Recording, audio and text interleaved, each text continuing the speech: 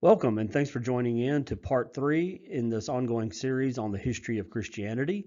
We're going to talk about persecution in the 2nd century today. So we have a lot of material to get to. We will jump right in. During the 2nd century, persecution intensifies quite a bit. We did look at last week the persecutions of the 1st century. They seem to be limited to really the city of Rome, the capital city, and also the area in Asia Minor that we read about in the book of Revelation, those 7 churches there. So that was more of a limited persecution. One thing, though, we don't have a lot of records, so we don't know exactly everything about even what happened to those who were persecuted, other than just that, really, the book of Revelation. But we have a lot of material about what happened during the 2nd century. So we know they were more intense, and records are plentiful. We have a lot of really good stuff, and they're sources that we can trust in a lot of ways. One of those sources is a series of documents become known as the Acts of the Martyrs, and these give vivid details of the deaths of many Christians at this time. So we do have some really good, reliable things that we can feel pretty confident about when looking at this point in history. Many of the writers were said to be eyewitnesses. They said they were there for these events.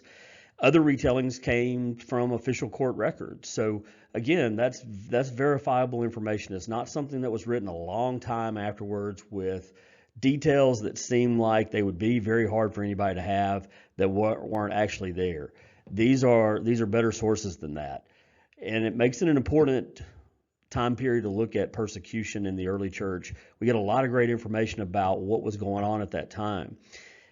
We do have some sources that come in a much later date, and those are more unreliable. So again, with all of this stuff, when you're looking at the history of Christianity, you really have to look at where do these ideas come from? Where are they coming from? Are they from people that actually were there for the events? Did they come early on? Were they close to the events so that even a retelling didn't have time to really gather a lot of stuff from outside that added on to it, like a really good fish story? We want things that are closer to the original source. And you have to be very discerning if you want to be accurate. A lot of these stories get passed down as facts, and they're not necessarily fact at all. In fact, they should be taken with a big, big grain of salt. But we have some really good stuff from this time period, and we're going to look at that today. We also learn from these records some important things about the Christians of the day and what their attitude was towards martyrdom. It's important to know that because this was something that was reality for them. And what they thought about that, how they dealt with it, is very, very important in the evolution of Christianity through the years and how it was developed and how it spread. This is a big part of that. We also get some ideas about the attitude of the pagan world towards Christianity, the Roman government, and that's important as well as we see how it went from being actually an outlawed religion to the religion of the land over this span of time. It's very important to see those evolving attitudes. So persecution has a big, big role to play as far as this goes. So we're going to look at somebody today that we want to start with. This is a person in the government of Rome. His name was Pliny the Younger, and we read in history that he became the governor of Bithynia, which is located in modern-day Turkey in AD 111. The reason he's important is because he was over a part of the empire that had a large population of Christians. So we read in history that at this point in time, 111 AD, Christianity had actually been made illegal in the land. It was outlawed. So these governors, if they had Christians in the area, and especially somebody that had a lot of them, they were probably going to have to deal with this. So he did go ahead and deal with these Christians and the illegality of what they were doing. We find in the writings that many who were accused of being Christians denied it. They said they were not. Or they may have said that, yeah, I used to do that, but I've left that behind. I'm no longer part of that. And really, what we read about from Pliny is, or what he did is that he wanted to let these people go. And so that was really all it took. He asked of them that they do three things if they denied their faith. He asked them to pray to the gods, to burn incense before the image of the emperor, and to curse Christ. And this last one is most important because Pliny had been told that no true Christian would be able to curse Christ. He may be able to deny his faith.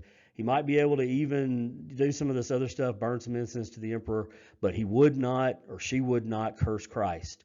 So he added that in there as kind of a litmus test of true Christians. But if you were brought before him and said, you know what, I'm not involved in that, either I never used to be at all or I'm not now, and you were willing to do these three things, then you were good to go. You were let go, and life went on. Those who didn't recant, he even gave them three chances. He really wanted them to do that and encouraged them. But if they didn't, they were executed. And one of the things we learned from reading about the thoughts of the government at this time is that it wasn't so much that they were offended by Christians in general or that they were trying to punish them in general. They really were more upset that they wouldn't go along with what the government told them to do, and they were being stubborn. And they looked at it as kind of being a difficult position to defend, that why don't you just come in and say this? I mean, you don't even have to mean it. Just say you're not a Christian and we'll let you go. Go and pray to these gods. Everybody else is doing it. It's not that big a deal. But obviously a true Christian was not going to do that. So Pliny was bothered by this. He studied the Christians, and he found that there really wasn't any criminal activity that he could see that they were doing, other than the fact that their religion had been outlawed, but the actual things that he found that Christians were doing were not bad. They may have been objectionable. They may have not gone along with the culture at the time, which seemed to be the big issue, but they really weren't crimes. So Pliny decided to write to the emperor of Rome at the time, Trajan, and he wanted a little bit of clarification from him. He asked for guidance from Emperor Trajan. How should I handle these Christians? And the question he had for him was, should Christians be punished for a specific crime? In other words, is there something that I can look at and say, okay, if you do that, then that's a crime, and you have to be punished for that. And if you're doing it because you're a Christian, then that's why you're being punished. Or is it just because they were Christians? In other words, it's just because they took on the name of Christ. That was illegal, and so therefore they had to be punished. So he wanted guidance about what he should be looking for. And Trajan came back with three guidelines that he asked him to follow. And here they are. He said that the crime of being a Christian should not be something the state should waste time seeking out. In other words, don't go to any trouble to go looking for these people. It's not, in some ways, it was being minimized in this sense. They're really not causing problems. There'll be some times when they do, and those are the obvious times to go after them, when there's some kind of disturbance. But if they're leaving everybody alone and nobody's saying anything about it, just let it go. Kind of like, if you remember in the military, there was the don't ask, don't tell policy that came out about homosexuality. In other words, we're not saying that it's okay to do that and be a part of the military, but we're also not going to ask you any questions about it. So as long as you kind of stay to yourself and don't let that be known, or it doesn't become an issue, then we're not going to make it an issue. Just kind of a weird, kind of a gray policy that doesn't really go one way or the other, but it's what he told him to do. Don't go looking for trouble, but it may come your way. And if it does, if there are actual accusations that are credible and those people are brought forward, then they have to recant. And if they don't, then they must be punished. The state can't just overlook this and say, well, we're not going to do anything about it. They had to be punished, and for that time, the punishment was largely execution. So kind of two weird stances to take. In one way, it's saying it's not that big a deal, and then the other way, it's saying, well, it is a huge deal because we're going to kill people for it. But that was the idea. And then the last guideline was anonymous accusations should be disregarded. So in other words, this needs to be credible stuff. This needs to be somebody that's willing to come in and put their name on it. There needs to be something actually going on, not just a witch hunt type of thing. And again, in that way, it's kind of minimizing the what they thought about it, but still taking it very seriously. So you look at those three guidelines and you're thinking, oh, I don't know what to think that they thought about this. And in one sense, it seems like they really didn't want to deal with it. But then it also seems like if they did need to deal with it, they were very harsh. They tortured people, they killed them in horrific ways. But that became really the standards that were followed, not just at that time, but throughout the 2nd century and into the 3rd century. These were the things that the government took as kind of the policy in dealing with Christians. Here's what we're going to do to deal with them. And they were followed way past the time of Pliny and Trajan. There became a guy that you're going to get to know a lot about later on in this series, Tertullian. He is one of the very influential Christian historians and documentarians, writers that's going to come, and you'll hear a whole lot more about him. We're not going to get into a lot of his story right now, but I did want to pull this quote for you. He took exception to this edict, and I want to read for you what he exactly what he said. This was about 100 years after this policy came into place, and it was still ongoing.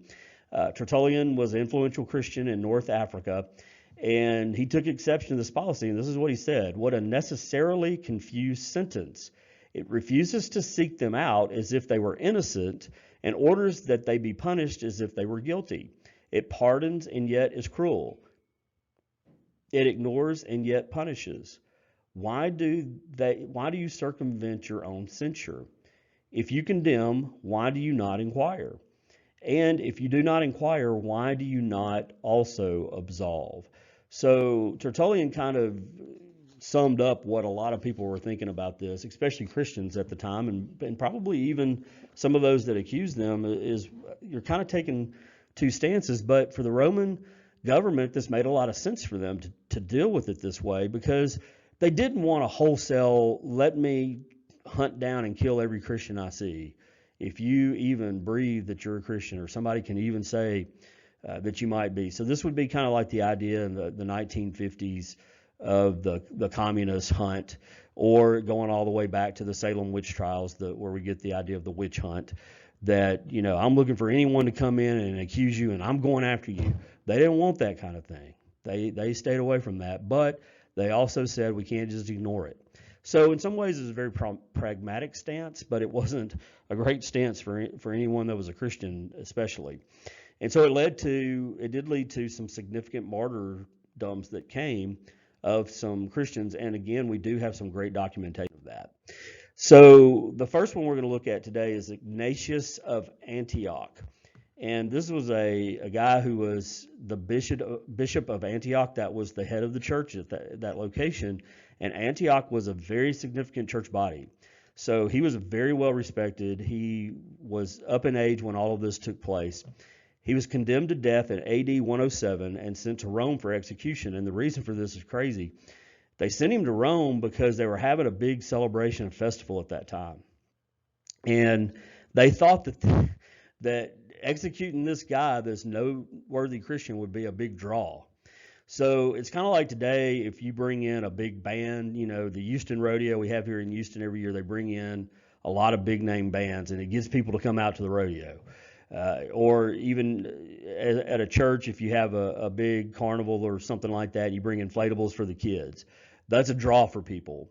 Fireworks at the 4th of July. Well, at this time, killing people was a big draw. So crazy that was the case, but that's what they did. And they decided, hey, this guy, he's very well known. He's been around a long time. He's head of a significant church body, and so we're going to take him to Rome for execution.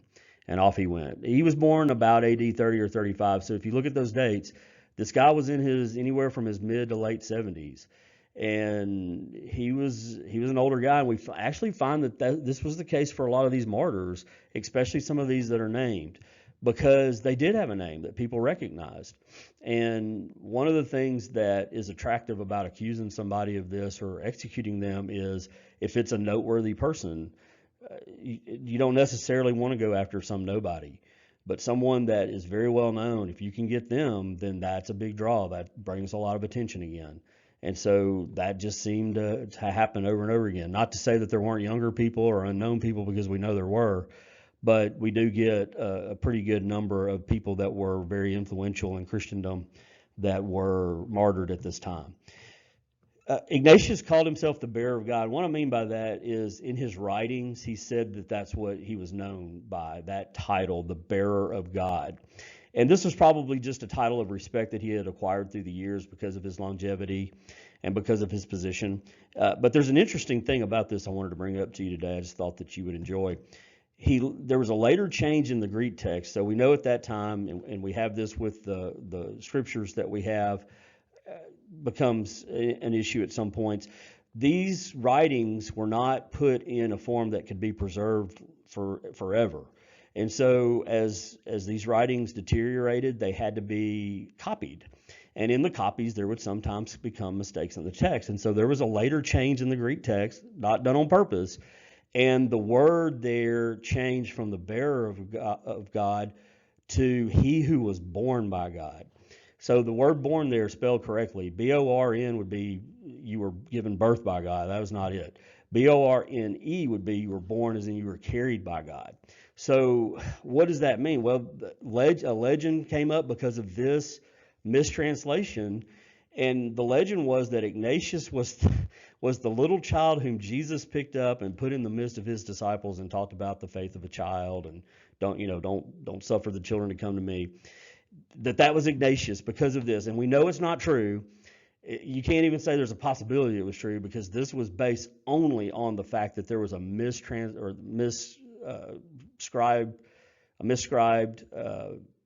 document.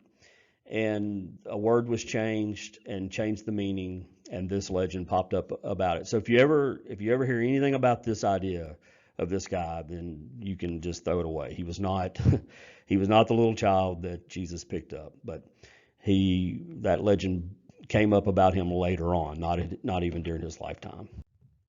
So what Ignatius did do is he wrote 7 letters, and he wrote them on his way to Rome to be executed. And these 7 letters offer some very important insight into early Christianity. They're very interesting.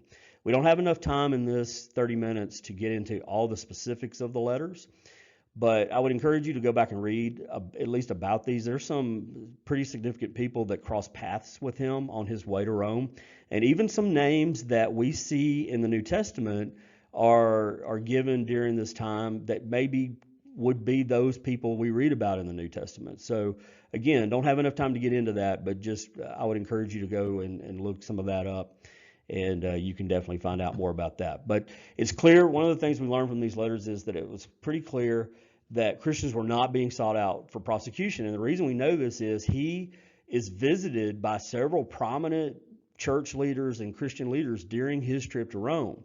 So while he was being brought in by Roman authorities to be executed basically in Rome, he's visited by church leaders. Now the question then would be, why didn't they just round them up and bring them too? Well, it's because of this policy.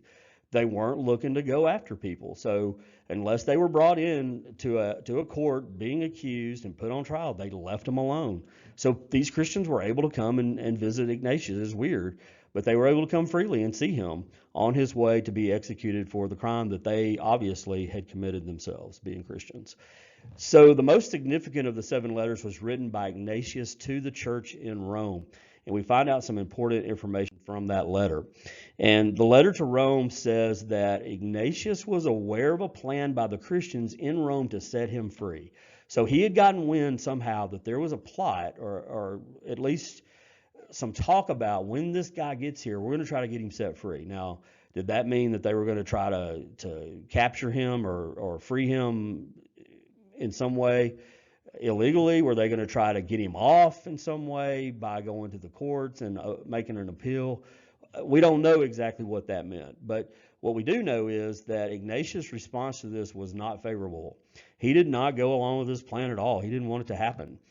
And it says in the text of his letter that he was prepared and determined to seal his witness with his blood. He wanted to do this. He believed that his martyrdom would make him an imitator of the passion of Jesus. He believed this act would make him a true disciple. And again, I wanted to read for you some of the text of what he wrote. So let me get this turned to where I need it to be in just a moment. And I want to read for you some things that he wrote about this. So when he was writing to the church in Rome, to appeal to them, don't try to set me free. He said, I fear your kindness, which may harm me. You may be able to achieve what you plan, but if you pay no heed to my request, it will be very difficult for me to attain unto God. And then he goes on to say about his martyrdom and going through that time, that so that I may not only be called a Christian, but also behave as such. My love is crucified. I no longer savor corruptible food, but wish to taste the bread of God, which is the flesh of Jesus Christ. And his blood I wish to drink, which is an immortal drink. When I suffer, I shall be free in Jesus Christ, and with him shall rise again in freedom. I am God's wheat, to be ground by the teeth of beasts, so that I may be offered as pure bread of Christ. And then he goes on to say, if you remain silent about me, I shall become a word of God. But if you allow yourselves to be swayed by the love in which you hold my flesh, I will again be no more than a human voice. So that was a pretty significant clue as to the attitudes of prominent Christians at this time towards their martyrdom. He asked the church in Rome to just do one thing, pray for him, but not pray for that he become free, but pray for him to have strength to face the trials that he was going to have to go through. And again, that does give us a glimpse of a seemingly growing trend for early Christians to view martyrs as chosen by God, and that it was an honor to do that. It was an honor for them to go through this. And that's not out of line of what the scripture says. If you read in the book of Revelation, there's a special place under the throne of God that those who were martyred would get to be. And there's also a special crown. We read that in the text of the New Testament, that there's a special crown that only goes to the martyrs. So there was that idea. It's not totally out of step with what the Word of God says, but we also see at the end of this that there starts to be even a little bit more of not just that God might choose me to be a martyr, but maybe I ought to put myself in a position to be a martyr. So we'll see that in a moment. But that's Ignatius of Antioch. That was his martyrdom. And let's look at one other one. This is the martyrdom of Polycarp. You can easily find books that have these documents that talk about these second century martyrs. And I would encourage you, I've got one of these books myself, I would encourage you to look up the martyrdom of Polycarp. You can probably just look it up on the internet and read the text of it. But to me, it really touches my heart to read about him and to read about what he was willing to do. And we have some great information because this guy Polycarp of Smyrna was executed in AD 155, and we have a seemingly eyewitness account of his death. The writer of the document says that he actually saw it, what happened when he died. And he gives us a lot of detail about Polycarp's execution, the way Polycarp interacted with the crowd, and even the voice of God coming in an audible way to tell Polycarp to stay the course, play the man, and don't give in now because your reward's waiting. So it's a very touching account. Again, you can have doubt about whether it's valid, but it's from a source that was very close to the time that this happened, and probably, if we're to believe the document, was actually there. So I take this one as pretty valid. I think that it happened. I think it happened in the way that it's written there. You can decide whether you do or not, but it's very touching, and so I would encourage you to read that. Some other things about this. There was a group of Christians who were tortured and killed at that time, and they refused to renounce Christ. And so this kind of made the government angry. And there was a call to bring this guy out. He was the elderly bishop of Smyrna, Polycarp. And so they wanted to go after the lead guy. And unlike Ignatius, he didn't just go in and say, okay, let's do this. He was encouraged by his church to hide, and he did that for several days. Now, there is one difference here, and I think it's important. Ignatius had already been caught. He was already under trial and had been condemned. And in the thinking of this time, and probably in a lot of Christians' mind as well, that was God's will. This was what he had decided what should happen, and so you shouldn't resist that. Go along with it because this is what God chose for you. But for Polycarp, he hadn't been caught yet. He hadn't been put on trial.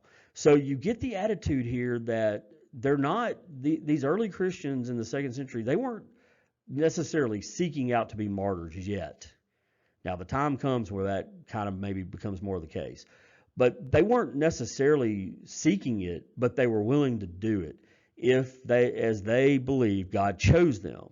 So Polycarp hid for a while, but he had to change locations and finally decided that, you know what, I'm going to get arrested no matter what. And he decided that this was, my arrest is the will of God, so I'm going to just wait to be caught. He didn't go turn himself in, but he also didn't try to hide anymore. And he was caught and brought in. And so we'll get to this note in a moment.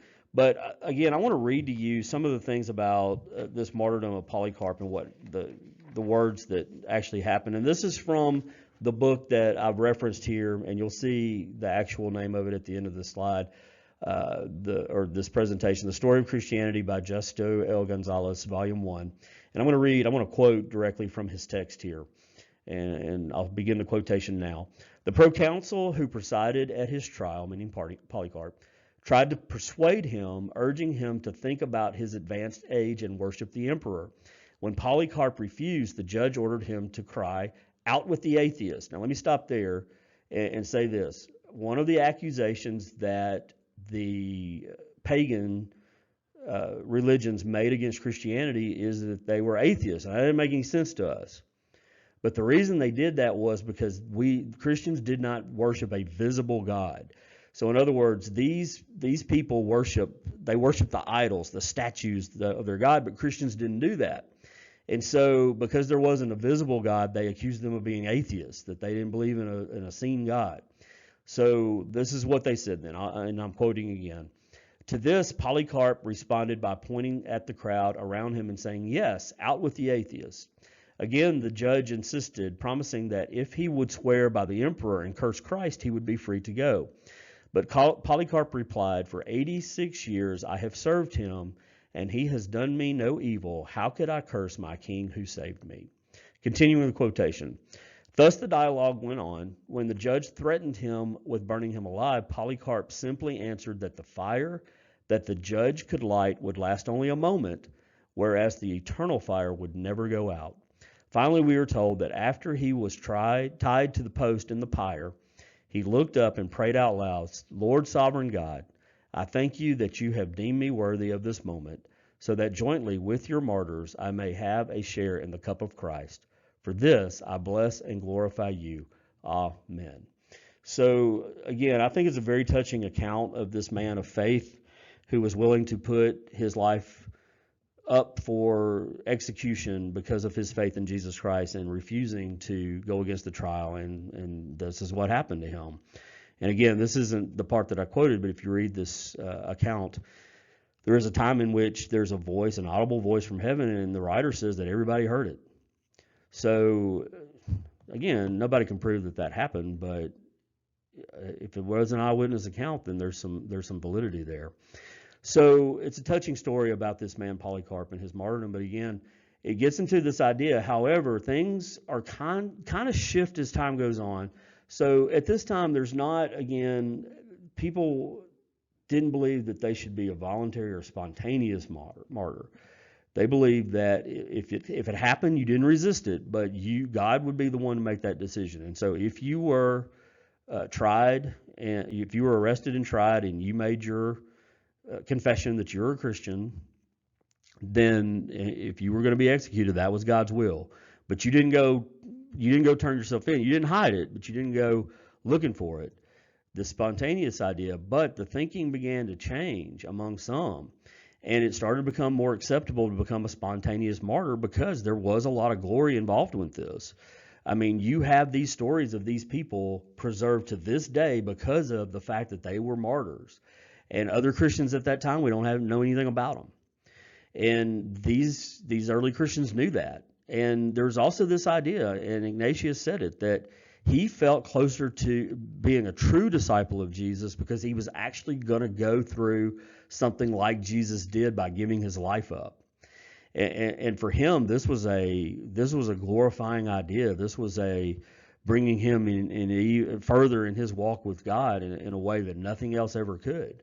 So you can understand why that thinking would make some people really want to go along with being a martyr. But early on, I think what the correct attitude is you don't seek it out, but if it comes, you follow through and you stay faithful to the end.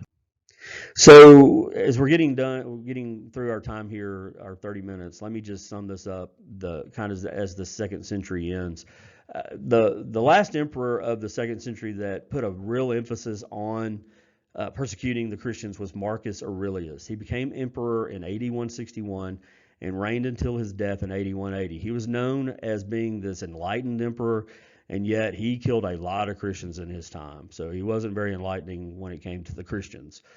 So during the reign of Marcus Aurelius, there were many significant Christian martyrs we read about. We won't just don't have time to get into these individual stories, but just wanted to say some of their names so you can look up further information. There's a widow named Felicitas, and she had 7 sons, and she was martyred with her 7 sons. In fact, she went down encouraging them to stand up to the test and not give in, and they didn't. There's also a very significant Christian scholar at this time, Justin. We'll read more about or learn more about him later on. But he was martyred at this time, very significant person. And then this guy named Sanctus that we get some information about, and he gave up his life for his faith as well. During this time, there was a large group of Christians who were executed. We read about this account that this big group of Christians were rounded up and for execution. And we don't know the number of them, but here's what we do know. The place they were being held was so full that some of them actually died of suffocation before they could be executed.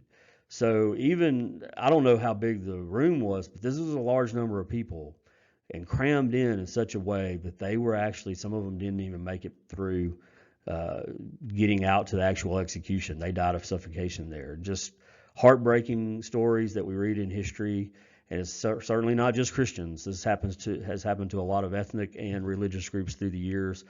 And you sit here wondering how in the world could that happen, and yet it even still happens to this day. And one of the things I wanted to say in this is, as Americans, as Western Christians, we don't understand persecution. We think of persecution as being that somebody at my job might make fun of me, or somebody at my school may laugh at me, or I may not be in the popular group, or I might even get passed on for a promotion because of my stance with God, or maybe I might even lose my job. That could happen if I'm very vocal about it. Those are kind of the extremes. It's more persecution from our perspective is just people not liking us, or not liking what we have to say, or making fun of it, or rejecting it. That's not persecution. True persecution is people being tortured and killed. And this is not just something that happened in the 1st and 2nd and 3rd century. It still happens to this day. We need to be aware that our brothers and sisters around the world, many of them live in nations that, just like this one, Christianity is illegal, and they practice in a place that they know that their faith in Christ can very easily, and for some of them, maybe even most likely, are going to lead to their death. And yet they are faithful in a way that we probably don't really understand and can't relate to. And so I love my brothers and sisters around the world who are going through these times. You probably will never hear this recording, but there's such a love in my heart for them. I don't want to be in that position. I think the attitude is correct that we don't want to seek this out, and yet there is an honor, and there's just a special place in God's heart and God's plan for those who have to go through this. And so we should think about them and pray for them. And we should pray for them. I don't think there's anything wrong with praying that the persecution ends, but we also should pray for them that they can withstand it by the power of God. And I know that so many to this day still do that. So it's still going on to this day. Getting back to the summation, after the death of Marcus Aurelius, there was a time of relative peace for Christians until the end of the 2nd century. So we're going to pick up next week. We're not going to go straight into the 3rd century persecutions. I think we need a little bit of break from that. And there's some other significant events happening at this time. One of the things that is going on during this time, there's a real misunderstanding of who Christians are and what they believe. We talked in the very first, or I guess it was last week, the very first persecution really happened with Jews because the early Christians considered themselves to just be Jews who believed that Jesus was the Messiah. But that ended as Christianity moved west and moved more out of the Jewish world and became its own separate thing. Christianity became more of a Gentile type of thing. Excuse me. And so they had to deal with the thoughts of the pagans about who Christians were. And one of the things that they believed was that Christians had some bizarre beliefs. We already talked about the accusation they were atheists. Another accusation that was being made was that they were cannibals. That's weird until you think about the fact that they were teaching that we eat the body of Christ and drink his blood. And we know that's not literal, but those pagans didn't understand that necessarily. And so they accused them of being cannibalistic. And there were a lot of these ideas going around about who Christians were, what they believed. So some of the great writers of early Christianity were defenders of the Christian faith, and they wrote some important things to try to explain and make people understand what Christians really believed. And so it's important documents for us because we can see the development of, in some ways, Christian apologetics, but even just the theology of Christianity going on during this time. So next week, we're going to look into that. We'll look at some of those important writers and what they had to say. Hope you can join me again for that time. I do want to say this too. I don't know when you'll be listening to this, but if you're listening to this at the time that it's released, this Sunday coming up is Easter. And because of the events that are going on in our nation right now, most church bodies will not be physically in the same location.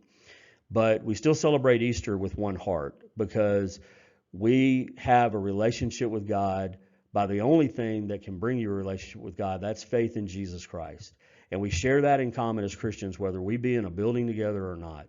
So I wish you, my brothers and sisters, all the love in my heart. And I wish you blessings. And I wish you the time to reflect on the passion of our Lord Jesus Christ, his sacrifice on our behalf, and the glorious hope of his resurrection. And I hope to get to talk to you next week. Until that time, have a great day, and we'll be talking to you next week.